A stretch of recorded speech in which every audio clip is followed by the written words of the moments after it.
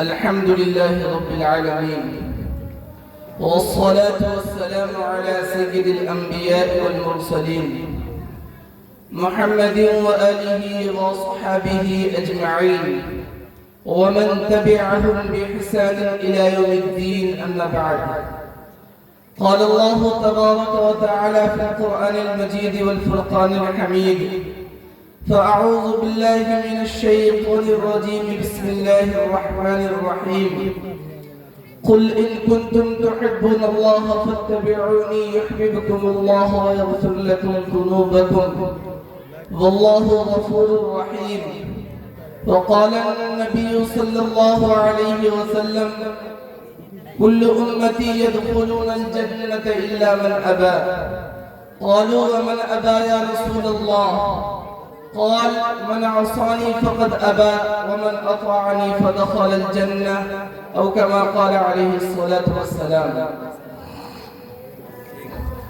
کیا بتاؤں اے مسلمان تجھ سے نادانی تیری، کیا بتاؤں اے مسلمان تجھ سے نادانی تیری، نام تو اب رہ گئی ہے بس مسلمانی تیری. تھا کبھی حیران زمانہ تیری شوکت دیکھ کر، تھا کبھی حیران زمانہ تیری شوکت دیکھ کر، بن گئی ضرب المثل دنیا میں حیرانی تیری. اور کی محمد سے وفات ہونے تو ہم تیرے ہیں، کی محمد سے وفات ہونے تو ہم تیرے ہیں، یہ جہاں چیز ہے کیا لوح و قلم تیرے ہیں. اسٹیج پہ رونق افروز حضرات علماء کرام اور معزز سامعین،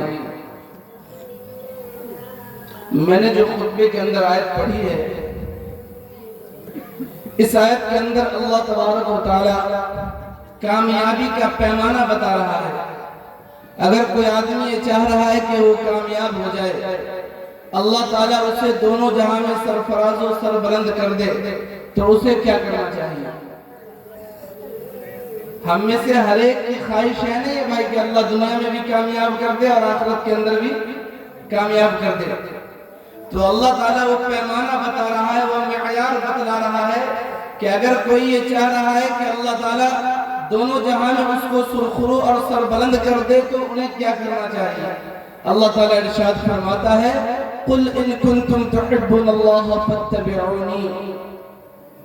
اے میرا محبوب، آپ اپنے ماننے والوں سے کہیے، اہل ایمان سے کہیے کہ اگر ان کا یہ دعویٰ ہے کہ انہیں قرآن سے سچی محبت ہے، رسول سے سچی محبت ہے، دین اسلام سے سچی محبت ہے، اور اللہ سے انہیں سچی محبت ہے، دین اسلام کے لیے وہ جانوں کا نذرانہ بھی پیش کر سکتے ہیں، تو صرف دعویٰ کرنے سے کام نہیں چلے گا.